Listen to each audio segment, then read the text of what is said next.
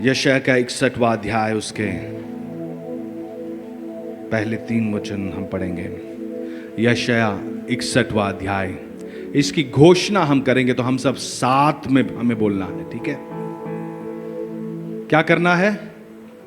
साथ में आवाज उठाकर हम कहेंगे। We will all declare it together, okay? Can we read it? Isaiah 61 verse 1।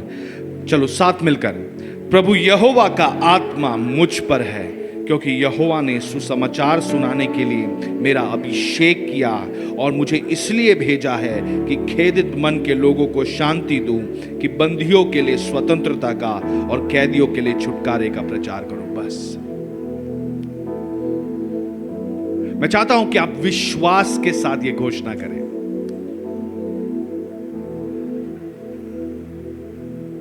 जैसे हम हाय हेलो कहते हैं, कैसे हो तुम पूछते हैं, कई बार बहुत कैजुअली हम पूछते हैं, है ना? ये ऑटोमेटिक बन गया है, हमारा ऑटोमेटिक रेस्पॉन्स, हाय हेलो कैसे हो। मुझे सचमुच जानना ही नहीं है तुम कैसे हो, लेकिन ये एक ऑटोमेटिक रेस्पॉन्स हो गया है। वचन ऐसा ऑटोमेटिक नहीं है, ये अंदर से निकलने वाली घोषणा है। It's a declaration that should come out from inside. प्रभु यहोवा की आत्मा मुझ पर है, क्योंकि यहोवा ने सुसमाचार सुनाने के लिए मेरा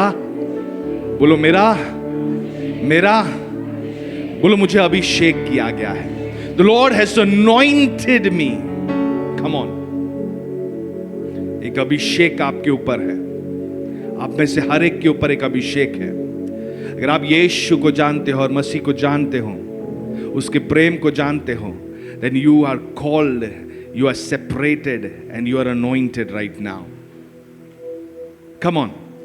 यह अभिषेक कई चीजों के लिए है। इस अध्याय को आप घर पर जाकर पढ़ना।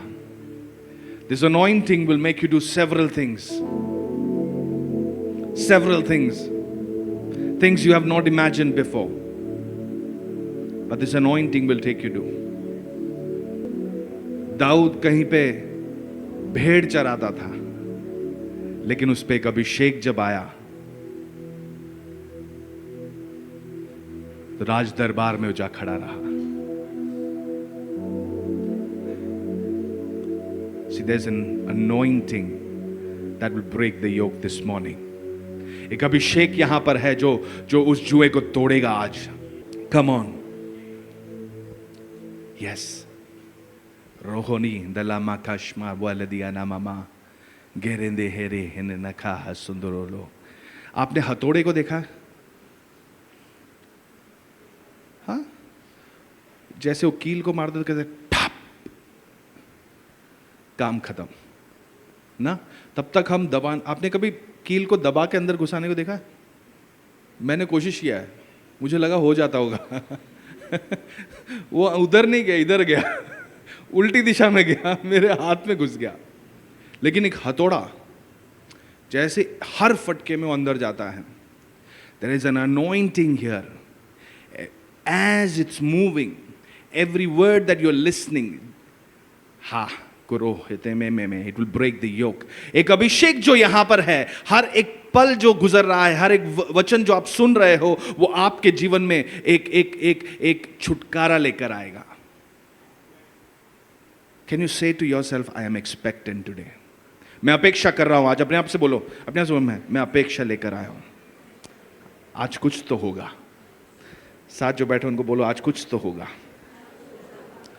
प्रभु यहां पर है, वो कुछ तो करेगा, वो करेगा, वो जिंदा है, वो कुछ तो करेगा। He will do it, he will do it, he will do it. इब्रानी 4 अध्याय उसका 11वां वचन खोलेंगे। Hebrews chapter 4 verse 11। इब्रानी अध्याय 4 उसका 11। Let us therefore be diligent to enter that rest, lest anyone fall according to the same example of disobedience। ये हम पढ़ेंगे हिंदी में। ये कहता है, अतः हम उस विश्वास में प्रवेश करने का क्या करना है? किस चीज के लिए प्रयत्न करना है? इस विश्राम में बोलो विश्राम। इस विश्राम में प्रवेश करने का हमें क्या करना है? प्रयत्न करें। ऐसा ना हो कि कोई जन उनके समान आज्ञा ना मानकर गिर पड़े। इस विश्राम के जगह को आपके लिए रखा है। बाइबल कह रहा है that you make every effort, you try hard, आप प्रयत्न करें। किस चीज के लिए? इस विश्राम में प्रवेश करने के लिए। किस चीज के लिए प्रयत्न करना है? इस विश्राम में प्रवेश। ऐसा ना हो कि कोई उन जन के नाई हम आज्ञा ना मानकर, कई बार आज्ञाएं हमें ऐसी लगती है जो डिफिकल्ट है ना। आज्ञाएं जो होती है, ऑर्डर्स जो होते हैं, we find it difficult to follow, right. हमको लगता है कि मुश्किल, अरे जो कुछ मुश्किल बात है उसको आज्ञा बना के छोड़ देते हैं। लेकिन यहां पे कहा है, आज्ञा क्या है? विश्राम में प्रवेश करना। अभी आपके बॉस आपको कॉल करके बोला तुम आराम करो, तुमको हम सैलरी भेजते रहेंगे, तुम आराम करो। मैं तो थैंक यू बोल के बस यार गले लग के हम मिलेंगे सैलरी के दिन ना।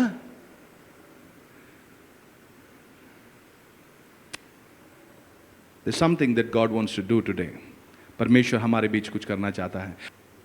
परमेश्वर हमारे बीच है, वो हमारे शहर में कार्य कर रहा है, वो हमारे इर्द गिर्द कार्य कर रहा है, हमारे कंपनीज में, हमारे घरों में, हमारे पड़ोसियों के बीच, रिश्तेदारों के बीच वो कार्य कर रहा है।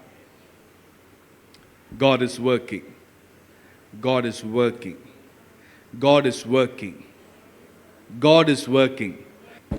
उत्पत्ति का किताब आपने सब पढ़ा है ना। एटलीस्ट हमें यह तो पता है कि उत्पत्ति का जो किताब है उसमें क्या लिखा है, सारी बातें कैसे उत्पन्न हुई वो वहां लिखी हुई है ना। पहले अध्याय में लिखा है कि पृथ्वी बेडोल था, कोई रूप नहीं था, कोई ऑर्डर नहीं था। There was nothing, there was no form, it was formless and darkness filled the earth। अंधकार से भरा हुआ था। फिर क्या हुआ? परमेश्वर ने मनुष्य को बनाया और कहा चलो हम दोनों मिलकर काम करेंगे, थोड़ा काम है, यहां अंधकार फैला हुआ है, हम काम करेंगे, ऐसे कहा। चलो जरा पढ़ेंगे उत्पत्ति का पहला अध्याय, उसका पहला वचन से पढ़ता हूं। आदि में परमेश्वर ने आकाश और पृथ्वी की सृष्टि की। पृथ्वी बेडौल और सुनसान पड़ी थी और गहरे जल के ऊपर अंधियारा था तथा परमेश्वर का आत्मा जल के ऊपर मंडरा था। जब परमेश्वर ने कहा उजियाला हो तो उजियाला हो गया, और परमेश्वर ने उजियाले को देखा और अच्छा लगा। आगे आगे चलते गया, 5वें वचन में लिखा है कि यह पहला दिन था। 6वें वचन में लिखा है कि जल के बीच एक ऐसा अंतर हो कि जल 2 भाग हो जाए, है ना। जल और आकाश के बीच में एक अंतर बनाया। फिर लिखा है 8वें वचन में कि यह दूसरा दिन ऐसे बीत गया। 9वां वचन कहता है कि आकाश के नीचे जल का एक स्थान में इकट्ठा हो जाए और सूखी भूमि दिखाई दे, हाँ, water and land. And then it goes on to say 13वां वचन तक जाएंगे तो तीसरा दिन भी पूरा हुआ। फिर 14वां वचन में दिन को रात से अलग करने के लिए आकाश में अंतर में ज्योतियां हो, तारे, चांद, सूर्य, सबको बनाया, सब चीज को बनाया। 19वां वचन कहता है कि चौथा दिन भी पूरा हो गया। आगे बढ़ो 20वें वचन में, जल जीवित प्राणियों से बहुत बहुत ही भर जाए और पक्षियां पृथ्वी के ऊपर आकाश में के अंतर में उड़े। ये सारी बातें कहते हैं। 23वां वचन कहता है 23rd, 5वां दिन भी पूरा हुआ। आप सब मेरे साथ हो? तुरंत हम फास्ट जा रही है, सारा नहीं पढ़ेंगे। फिर 24वें वचन में पृथ्वी में एक ऐसी पृथ्वी से एक जाति के जीवित प्राणी अर्थात घरेलू पशु और रेंगने वाले जंतु और पृथ्वी के वन पशु जाति जाति के अनुसार उत्पन्न हो। ये सारी बातें कहते हैं। फिर 26वें वचन को हम पढ़ेंगे। 5वां दिन पूरा हो चुका है, 6वें दिन में ये सब जानवर ये सब बना रहे हैं। 26वें वचन में लिखा है कि फिर परमेश्वर ने कहा हम मनुष्य को अपने स्वरूप के अनुसार अपनी समानता में बनाए और वे समुद्र की मछलियां और आकाश के पक्षी सब पर अधिकार रखें। ठीक है ना, सब पर अधिकार रखेंगे। ये हुआ। फिर लिखा है आखिरी, ये अध्याय का आखिरी वचन, तथा सांझ हुई फिर भोर हुआ, इस प्रकार 6वां दिन, क्या लिखा है? छठवां दिन भी हो गया। इंसान को कभी बनाया? कभी बनाया? बोलो ना, अरे हमने पूरा पढ़ा यार, इतना मेहनत किया। इंसान को कौन से दिन में बनाया? छठवें दिन को इंसान को बनाया। जब अंधकार फैला हुआ था तभी इंसान को नहीं बनाया। जब पृथ्वी बेडोल थी तभी इंसान को नहीं बनाया।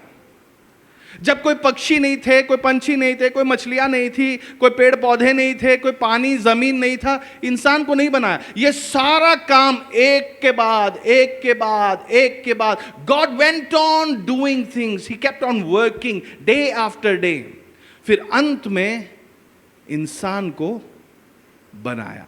आखिर में सारा काम पूरा करने के बाद आखिर में इंसान को बनाया। अब हम ये पढ़ेंगे दूसरे अध्याय का 3रा वचन, नहीं ना, दूसरे अध्याय को शुरुआत से पढ़ें। और आकाश और पृथ्वी और उनकी सारी सेना को बनाने समाप्त हो गया, और परमेश्वर ने, दूसरा वचन, और परमेश्वर ने अपना काम जिसे वह करता था 7वें दिन समाप्त किया, और उसने अपने किए हुए सारे काम से 7वें दिन विश्राम किया, और परमेश्वर ने 7वें दिन को आशीष दी और पवित्र ठहराया। ठीक है, मतलब 7वां दिन का शुरुआत कैसा हुआ?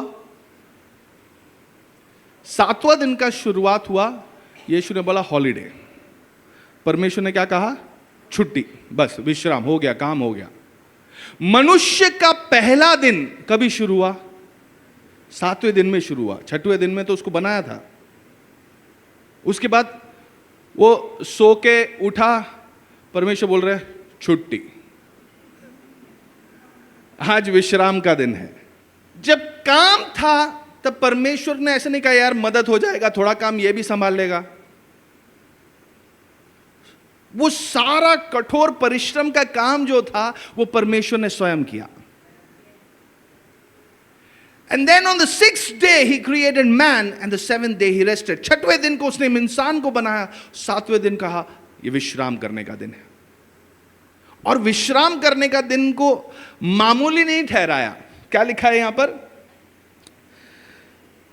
3रे वचन में, दूसरे अध्याय के 3रे वचन में, और परमेश्वर ने 7वें दिन को आशीष दी, और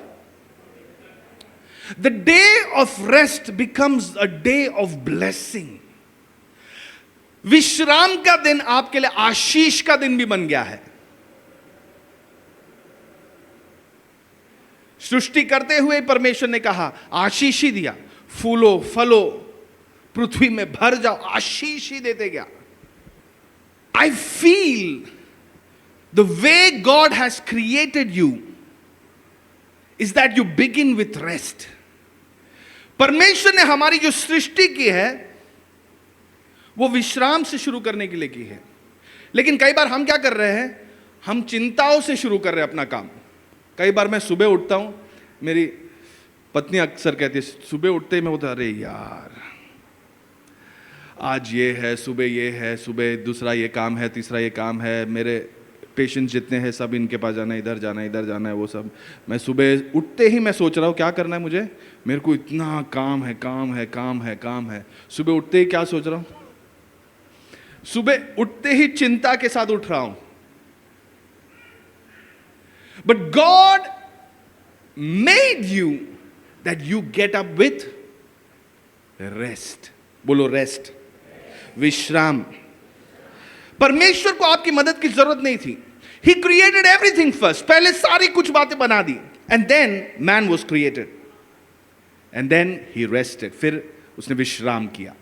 देन ही, बोलो रेस्टेड, रेस्ट। ये शब्द जरा हमारे दिमाग में बार बार आना चाहिए। विश्राम, बोलो विश्राम। The first day man started with a day of rest. पहला दिन जो मनुष्य के लिए था वो किससे शुरुआत हुई? विश्राम से शुरू है। परमेश्वर ने कहा हाँ बेटा आजा, तेरा पहला दिन है, अपन चिल करेंगे यहां पर। विश्राम करने का दिन है। This is a day to rest. You see, but the world has an obsession with hard labor. दुनिया को जैसे कि एक नशा लग गया है कि हम मजदूरी करते रहे, ऐसे कठोर परिश्रम करते रहे। आपको दिखेंगे कई सारे लोग ने इंटरव्यू में कहा, अरे आप क्यों घर पे भी मत जाओ, 7 दिन काम करो, आप 35 घंटे काम करो, 40 घंटे काम करो। ये एक नशा सा हो गया है, एक पागलपन सा हो गया है। क्या करना है? कठोर परिश्रम, मजदूरी, ये करते रहो, करते रहो, पिसते रहो, पिसते रहो, पिसते रहो। मेरा एक दोस्त था, वो उसको इतना काम करते हुए मैंने बोला, तू घर पे जाता है कि नहीं? तो हाँ जाता हूँ, रोज जाता हूँ। बोला क्या करता है? वो जाते ही नहा धो के मैं सो जाता हूँ, उसके बाद फिर सुबह उठ के वापस निकल जाता हूँ। बोला फिर तेरे बीवी बच्चे? हाँ है ना, सब है। You see, the world has an obsession towards toiling. दुनिया को एक पागलपन सा है ये कठोर परिश्रम की तरफ, और वो उसे बहुत महान समझता है। अरे तुम तो कितना कठोर परिश्रम, मेहनत नहीं कह रहा मैं, कठोर परिश्रम कह रहा हूं। You understand? There is a difference between hardcore toiling and working hard. There is a difference. दिन रात सुबह शाम आप सिर्फ पिसते जा रहे हो। हम सोच रहे परमेश्वर ने हमें उन्नति दी है। You know what is this hard toiling? It is the response of the curse that is over our life. ये कठोर परिश्रम क्या है? जो श्राप आपके जीवन में कार्य कर रहा है उसका एक रिजल्ट है ये। मेरी बात नहीं मानोगे ना? चलो, तीसरे अध्याय, उत्पत्ति का किताब 3 अध्याय, उसका 17वां वाक्य। हाँ, इसलिए ऐसे पढ़ेंगे, सेकेंड लास्ट। मेरे साथ हो सब लोग? हाँ, इसलिए भूमि तेरे कारण श्रापित है, तू उसकी उपज जीवन भर दुख के साथ खाया करेगा। Cursed is the ground for your sake, in toil you shall eat of it all the days of your life. ये कल्पना करके देखो, परमेश्वर ने इंसान को बनाया और कहां ठहराया, कहां रखा? एक बने बनाया गार्डन में, एक बने बनाया, युद्ध भूमि में नहीं ठहराया कि चलो हम साथ में जीतेंगे, नहीं, एक गार्डन में ठहरा कि आप विश्राम करो, यू रेस्ट। परमेश्वर ने इंसान को बनाकर कोई एग्जाम हॉल में नहीं भेजा कि अब तो तुम्हारी पहले परीक्षा होगी, तुम कितने खरे ठहरे हम देखेंगे, फिर आगे बढ़ेंगे। No no no, he put him in a garden.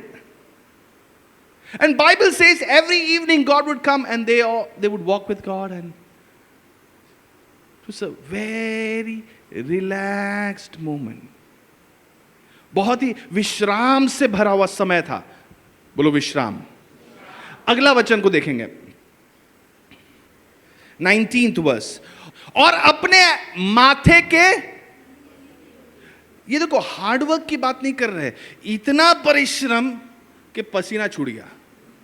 Toiling, इतना परिश्रम, कठोर परिश्रम, और ये पसीने के साथ पिस पिस कर आपका जूस निकालकर जो काम कर रहे हो ना, ये श्राप का एक भाग है। क्या मेरे साथ हो? सहमत हो? मैं अपनी कहानी नहीं सुना रहा हूं, मैं पढ़ रहा हूं। इस किताब में लिखा है, अगर आपको कोई डाउट है इसके बारे में तो किताब में जिसने लिखा है उसको जाके बात करो, वो समझाएंगे तुमको। हम कई बार कहते हैं ना, खून पसीने की कमाई। क्यों? क्योंकि तुम श्राप के अधीन काम कर रहे हो।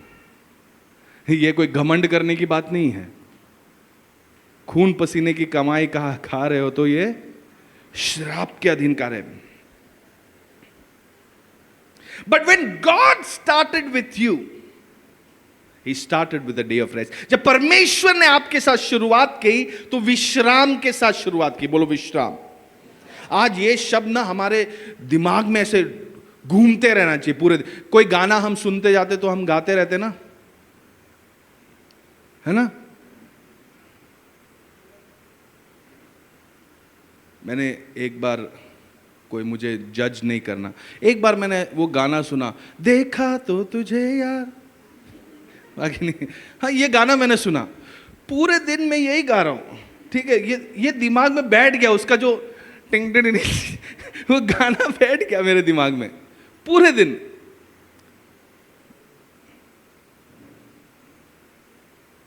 अब आराधना के लिए भी आया हूं, अभी भी दिमाग में यही गाना चल रहा है वो।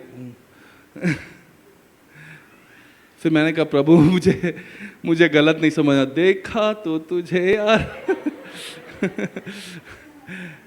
ऐसी कुछ बातें हमारे दिमाग में बैठ जाती हैं। आप घर से लड़कर बाहर निकलो, क्या होगा? वो गुस्सा जो है आपके दिमाग में बैठ जाता है। नीचे उतरते ही वॉचमैन के ऊपर गुस्सा करोगे, वहां से बाहर निकलते हुए गाड़ी जो साफ कर रहा है उसके ऊपर चिल्लाओगे, वहां से गाड़ी निकालते हुए आगे बढ़ते जाते वहां पे किसी मोड़ पे ही किसी पे चिल्लाओगे, पूरा दिन यही कर रहे होंगे। God wanted you to start with rest, विश्राम। क्या शब्द है? बोलो विश्राम, विश्राम। लेकिन हम फिर भी, हमें पसंद क्या है? We like toiling. मेरा एक दोस्त था, उसका छोटा भाई था, वो रेंगना उसने शुरू किया, और एक एक चीज, बच्चे होते ना, कुछ भी जमीन पे मिला उठा के मुंह में रख देते थे। तो एक बार गया वो, इसको क्या बोलते हैं, वो चींटी होता है ना बड़ा वाला, क्या बोलते हैं उसको? हाँ, अरे वो चींटी होता है ना, इतना बड़ा होता है, मुंगड़ा। हाँ, समझ में आया ना मैं किसके बारे में? तो इनके उधर दीवार के साइड पे उन्होंने देखा, वो बच्चे ने देखा वो है, तो उसने एक को पकड़ा। आप समझ सकते हो पकड़ा तो क्या हुआ होगा? हाथ में काटा, जोर से रोया। माँ ने उठाया उसको, बहुत देर चलाया, इसको बर्फ बर्फ लगाया, ये वो किया, नारियल तेल लगाया, सब किया। वापस थोड़ी देर के बाद छोड़ा, बच्चा फिर से रेंगते रेंगते गया, उसको वापस दिखाई दिया। उसको लगा इधर दूर पकड़ा, इसके लिए मुश्किल पड़ा, इसने उठा के एक पप्पी भी दे दी, तो अभी इधर भी काट दिया। फिर रो रहा है, फिर रो रहा है, माँ परेशान, माँ फिर से आके उसको उठा के लेके जा रही है। Again she put him down. अब इतना रोया है, इतना दर्द हुआ रहेगा। आपको में से किसी को काटा है? चींटी ने काटा है? फ्लैट में कभी देखा नहीं होगा ना। मुझे बचपन में बहुत काटा है। हमारे घर के आगे पीछे गार्डन होता था, हम उसी में खेल रहे हैं। ये बच्चे को बार बार हुआ, लेकिन उसने अपनी सबक नहीं सीखा। हमारे साथ भी यही हो रहा है। After all the hard labor, you think now you will rest, but in that rest you will go and put on the news. Total इधर उसने बॉम्ब डाला, इधर इसने बॉम्ब डाला। 2-3 दिन से ये चल रहा है ना। Can we pray for a nation? हम सब अपने देश के लिए प्रार्थना करेंगे। हाँ प्रभु, हम धन्यवाद देते हैं हमारे भारत देश के लिए। खुदावंद, हम प्रार्थना करते हैं कि शांति के दूत हमारे देश पर राज कर पाए। प्रभु खुदावंद, हर एक अधर्मी, जैसा तेरा वचन कहता है, they are like chaff that the wind shall blow away. दुष्ट लोग का याद तक इस देश में नहीं किया जाएगा। प्रभु हम धन्यवाद देते हैं कि आप सही लोगों को सही जगहों पर बिठाते हो, हमारे देश में शांति लेकर आ रहे हो, हमारे आस पड़ोस के सारे देशों में आप शांति लेकर आ रहे हो। प्रभु शांति और बढ़ोतरी में बढ़ता जाएगा हमारा देश। प्रभु खुदावंद सुरक्षित रखे वो सारे बॉर्डर्स के गाँवों को प्रभु, वहाँ के लोगों को प्रभु, सबको सुरक्षित रखे। प्रभु धन्यवाद देते हैं यीशु के नाम से, आमीन। सी कंटिन्यू प्रेइंग, आप प्रार्थना करते रहे। दो सीज फायर कहा है, सीज फायर का उल्लंघन भी किया जा रहा है, तो वी हैव टू प्रे। हम शायद यहाँ बड़े आराम से बैठे हैं, हमारे लिए आज सुबह का शायद सबसे बड़ा प्रॉब्लम होगा यार बारिश ना हो, है ना, वहाँ पे, लेकिन बॉर्डर्स पे बहुत लोग परेशान हैं। Let us just remember them in prayer. Let's come back. We are constantly running back to that very thing that was not built for us and that is causing trouble. हम उसी की तरफ भागते जा रहे हैं जो हमारे लिए नहीं बनाया गया है और जो हमें परेशान कर रहा है। This is what we are running to. हम सोचते हैं हम तो स्मार्ट है, इंटेलिजेंट है, सही गलत का हमें बोध है ना, हमें समझ है, मुझे अनुभव है, सही क्या है गलत क्या है ये मैं जानता हूं, लेकिन ये आपको समझना है ये आप कैसे जानते हो?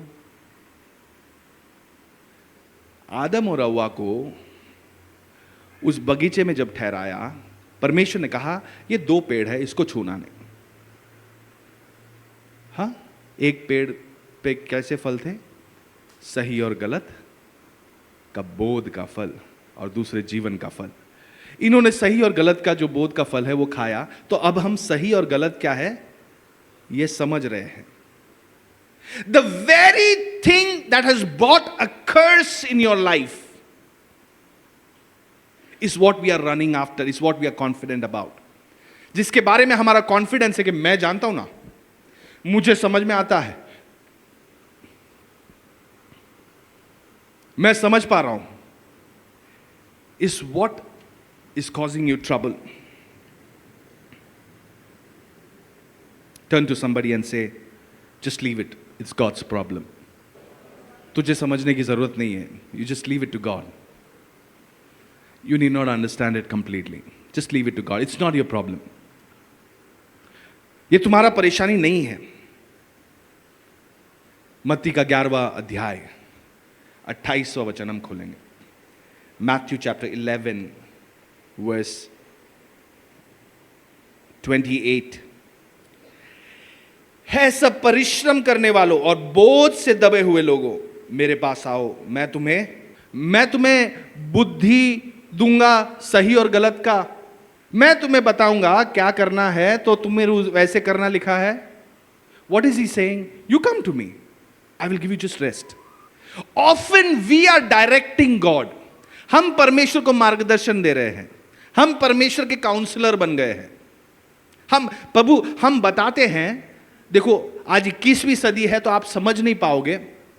हाँ, ऊपर बैठे हो, आपको नीचे के बारे में ज्यादा पता नहीं होगा, लेकिन हमारे देश में, हमारे जनरेशन में क्या चल रहा है हम आपको बताते हैं. तो ये सही है, ठीक है ना. प्रभु तो आपको ऐसा करना है. आप तो सर्वबुद्धिमान हो, आप तो सर्वज्ञानी हो, आप तो सारी बातों को आप तो सर्वशक्ति. उसके बाद हम बोलते हैं आप अब ये कर दो. Now you do what I have planned. है ना.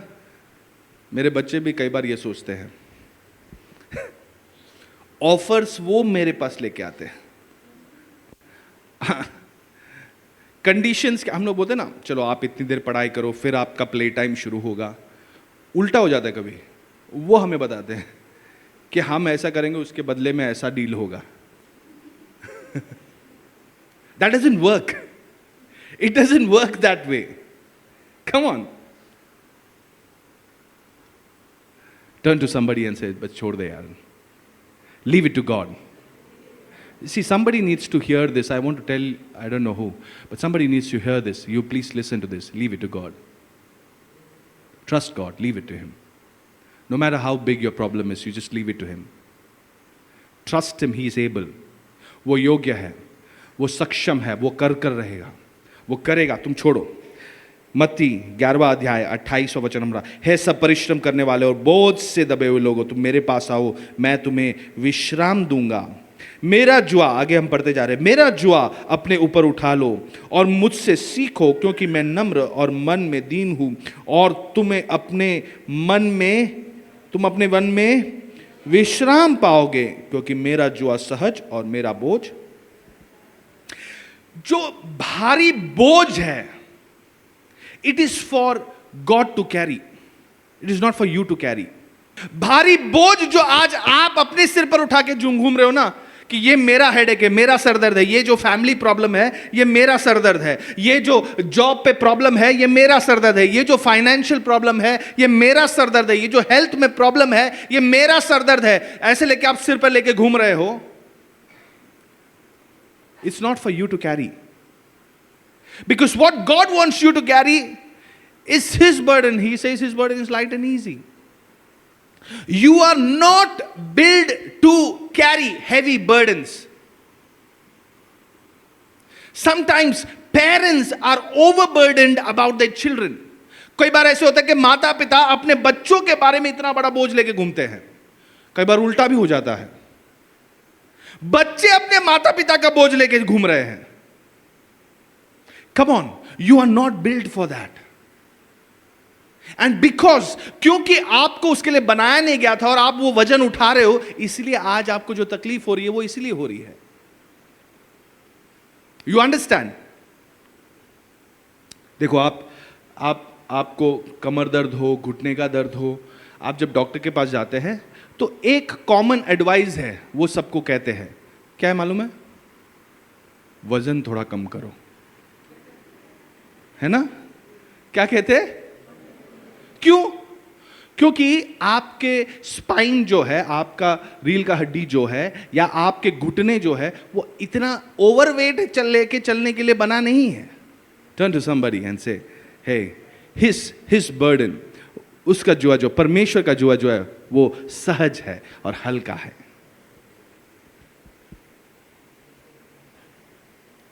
कुछ लोग को आप पूछो काम कैसे चल रहा है, डेली बैटल ब्रदर, हर दिन युद्ध है। अच्छा, जीवन कैसे चल रहा है? डेली बैटल, हर दिन युद्ध है। How is your life? हर दिन युद्ध है। How is your wife? हर दिन युद्ध है। कुछ लोग को पूछे तो हर दिन युद्ध है। But hey brother, the battle belongs to the Lord. Why are you battling it out? लड़ाई, युद्ध यहोवा का है, तुम क्यों लड़ रहे हो?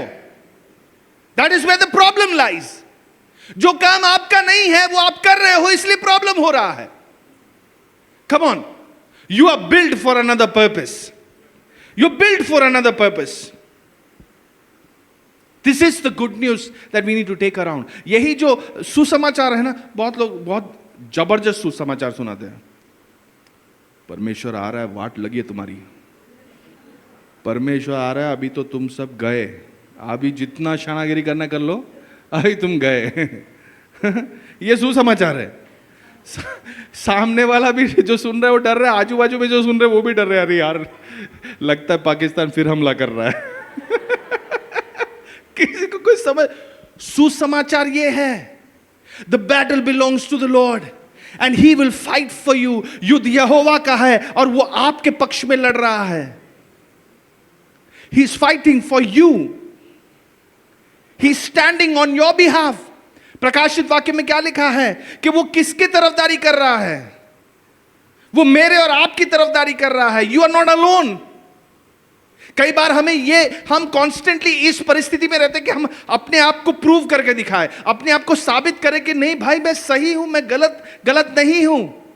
You are trying to prove yourself, but here God is saying, Jesus is saying, he is your advocate. यीशु कह रहा है कि वो आपका वकील है, वो आपकी तरफदारी कर रहा है। What you need to do?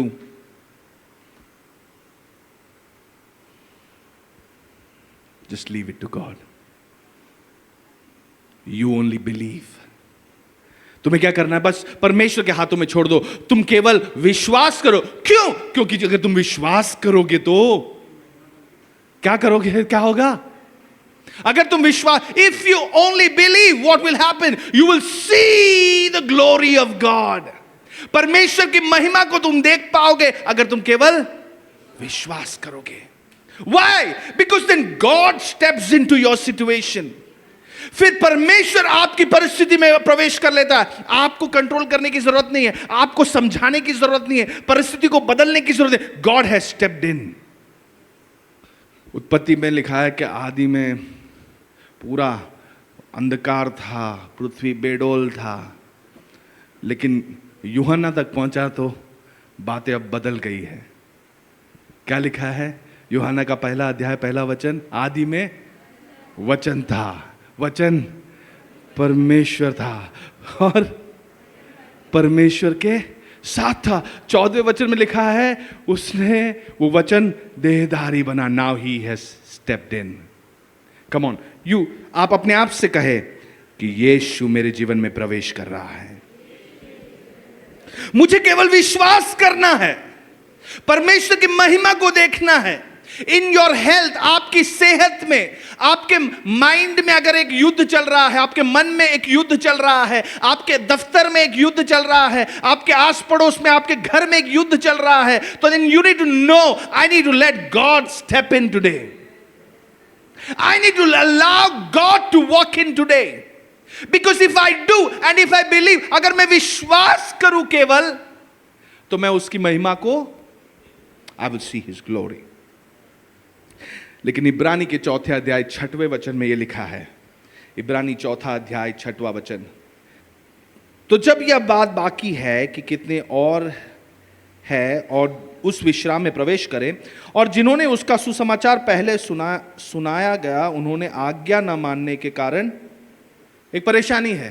क्या परेशानी है? आज्ञा नहीं मान रहे. आज्ञा कहां नहीं मान रहे थे पता है? उत्पत्ति के 3 अध्याय में लिखा है. क्या हुआ गड़बड़? आज्ञा नहीं मानी. God had designed everything for rest.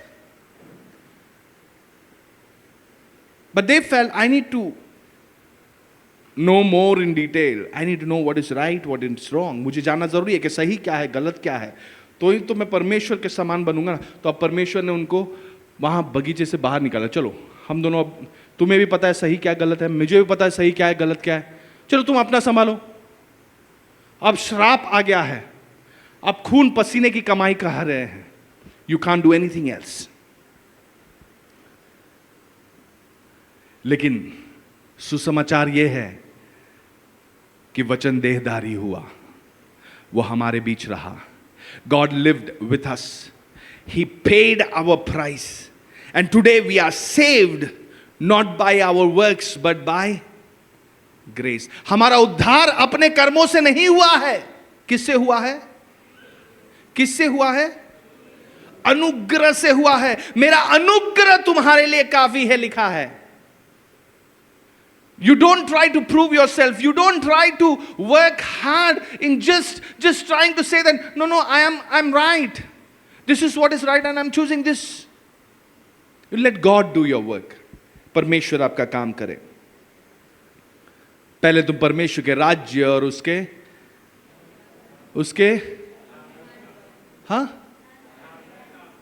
धार्मिकता के खोजी बनो, फिर ये सारी बातें. वाई? ऐसे नहीं लिखा कि पहले तुम ये सब सुलझा के आओ तुम्हारा प्रॉब्लम, ये सब जो गड़बड़ किया है सब ठीक करके आओ. नहीं, पहले तुम परमेश्वर के खोजी बनो. Then all this things will be set into order. वो कर लेगा, वो इसे ऑर्डर में ला देगा. You don't have to worry. You don't have to worry. इसे कैसे फिक्स करेंगे, ये आपको प्रॉब्लम नहीं है. It is God's problem. He will fix it. आदि और अंत वही है, अल्फा और ओमेगा वही है. वो जानता है इस चीज को कैसे फिक्स करना है. He is the fixer, not you. हर चीजों को ठीक करना, मरम्मत करना, वो उसका काम है, आपका काम नहीं है. क्योंकि आप वो काम कर रहे हो, that is why today you are tired. आप थक चुके हो, दिमागी तौर से आप थक चुके हो. You can not think of anything new. Why? God, Bible says he will do a new thing. लेकिन ये नई चीज के बारे में आप सोच नहीं पा रहे हो. क्यों? क्योंकि तुम थक चुके हो अपनी पुरानी बातों को फिक्स करने में. God wants to set you free today.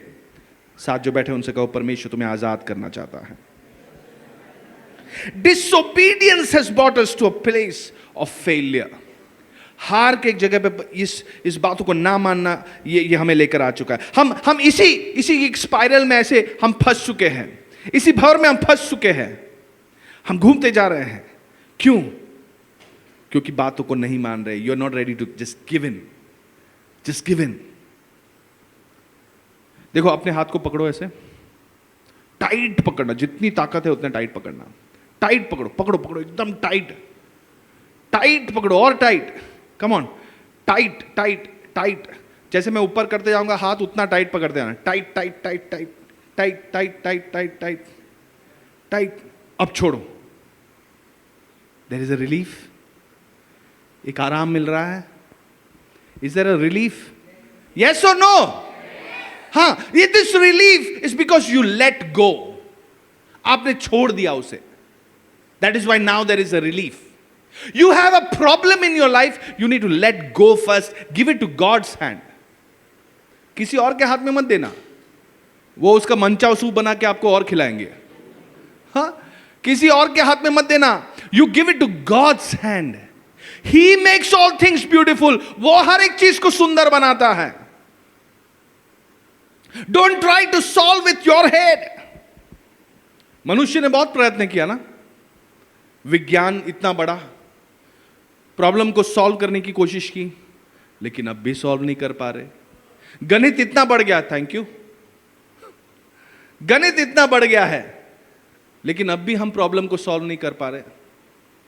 Philosophy, इतने बड़े बड़े फिलॉसफीज आ चुके हैं, लेकिन आज भी वो किसी का जवाब नहीं दे पा रहे. साइकोलॉजी इतनी बढ़ चुकी है, हम मनुष्य के मन को इतने अच्छे से समझ पा रहे हैं, लेकिन अब भी समझ नहीं पा रहे.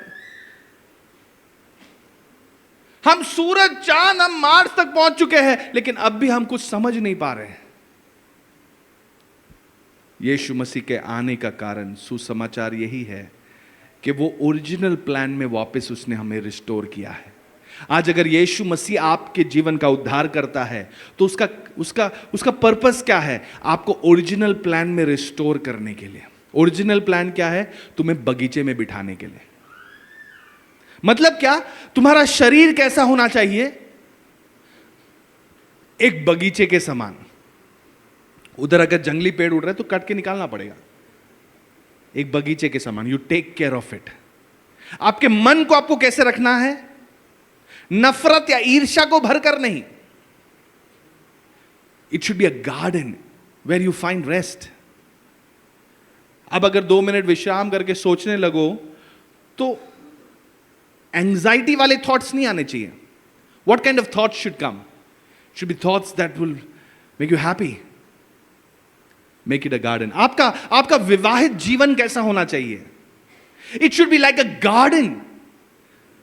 इसमें अगर जंगली पेड़ उड़ रहे तो उसे काट के निकालो, उसे साफ सुथरा रखो, उसे आप सही से संभालो. परमेश्वर ने आदम को क्या काम दिया था? वहां पे गार्डन में रखे, इसको संभालना, इसकी देखरेख करना. परमेश्वर ने हमें अपना शरीर दिया है, इसे गार्डन की तरह बनाना है, ना कि एक जंगल की तरह. कोई केयर नहीं, कुछ भी उग रहा है. अपने परिवार को कैसे रखना है?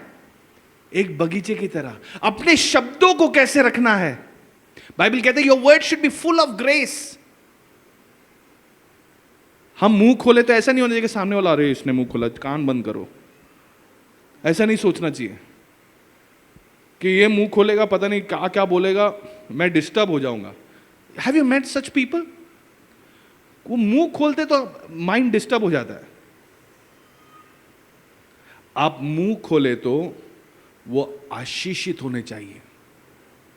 सामने वाला शांति या आनंद से भर जाना चाहिए. This is what you are called for. That your life becomes a garden. कि आपका जिंदगी एक बगीचे के समान बने. इब्रानी 4 उसका पहला वचन पढ़ेंगे. इसलिए जबकि उसके विश्राम में प्रवेश करने की प्रतिज्ञा अब तक है. What is there? Therefore, since a promise remains of entering his rest. विश्राम में प्रवेश करने का परमेश्वर का प्रतिज्ञा है. यीशु ने क्रूस पर कहा इट इज फिनिश्ड. तुमने जो गड़बड़ किया था वो भी मैंने अभी साफ कर लिया है. It is finished. अभी तुम और साफ सफाई मत करने जाओ. I have done it for you. Now you only believe. अब तुम केवल विश्वास करो. You believe that God can fix your problem and dare to give that problem to God. We are created to enter his rest. लेकिन गड़बड़ क्या हो रहा है? हम अभी भी परमेश्वर, मैं क्या करूं प्रभु, मैं क्या करूं, बताओ ना मैं क्या करूं. परमेश्वर ने साफ बताया है तुम्हें क्या करना है. Be still and know that I am God. चुप हो जाओ और जान लो कि मैं परमेश्वर हूं. यही तुम्हें करना है. फिर भी नहीं परमेश्वर मैं क्या करूं, ऐसा प्रॉब्लम है, ये प्रॉब्लम है. मैं तो सोच रहा हूं कि ऐसा करूं ना, तो आप उसको जरा सेटिंग कर देना, मेरे तरफ से बात करना. मैं क्या करूं, फिर भी पूछते हैं मैं क्या करूं, नहीं लेकिन फिर है ना परमेश्वर मैं ऐसा करता हूं, फिर आप ना सिर्फ ये वाला एरिया सामान लेना। परमेश्वर से फील्डिंग करा रहे हैं। No no no. तीसरा वचन पढ़िए, इब्रानी 4:3। परंतु जिन्होंने विश्वास किया, क्या किया? जिन्होंने विश्वास किया उस विश्राम में प्रवेश करते हैं, लेकिन जिसने विश्वास नहीं किया वो विश्राम में प्रवेश नहीं कर पाए। जिन्होंने बातों को नहीं मानी वो विश्राम में प्रवेश नहीं कर पाए। लेकिन देखो परमेश्वर के लोगों के लिए क्या रखा है, 9वां वचन। अतः जान लो कि परमेश्वर के लोगों के लिए सब्त का विश्राम बाकी है। There remains therefore a rest for the people of God. परमेश्वर के लोगों के लिए परमेश्वर ने क्या रखा है? तुम परमेश्वर बनने की कोशिश मत करो। हमारे एक पेशेंट है, उनके वहां पे एक कुक है, ठीक है, वो कुक का नाम ईश्वर है, ठीक है। तो जैसे ही मैं जाता हूं, ईश्वर पानी लाओ, ईश्वर कॉफी लाओ, ईश्वर ये लाओ, ईश्वर। मैं बोलता यार क्या नाम रख दिया है दिल को। बट हम भी यही कर रहे हैं, प्रभु ये करो, प्रभु वो करो, प्रभु ऐसा करो, प्रभु वैसा करो। No no, you be still. अपने आप को थपथपा और कहो, you be still, you be still. तुम शांत हो जाओ, तुम चुप हो जाओ, तुम शांत हो जाओ। कहो अपने आप से, तुम चुप हो जाओ। You just want to talk, no no, shut up, चुप हो जाओ। You sit in God's presence, उसी के लिए तुम बनाए गए हो।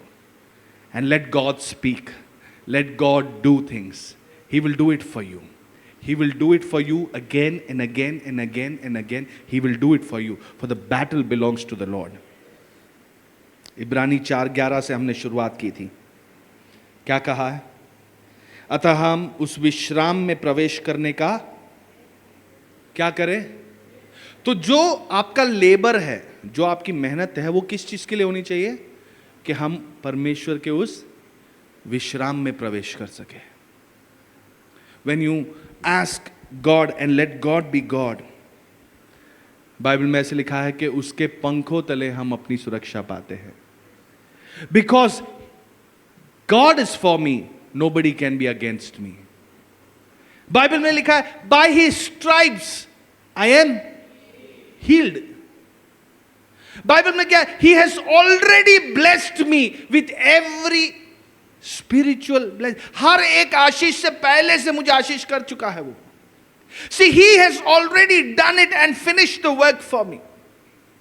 He has already done it. उसने पहले से सारे काम पूरे किए हैं। आज तुम्हारी उम्र क्या है? 20, 30, 40, 50, 60? 2000 साल पहले परमेश्वर ने आपके विश्राम को वापस ले लिया है कि now you rest. Come to me, all who are weak and heavy laden. अब तुम आजाद बनो, आत्मनिर्भर नहीं, प्रभु पे निर्भर बनो। क्या बनना है? प्रभु पे निर्भर बनो। You depend on God, who is fit, who is able, who is willing to work for you. तुम्हारे लिए काम करने के लिए वो सक्षम है, वो ताकतवर है, वो इच्छुक है। निर्गमन 33वां अध्याय 14वां वचन।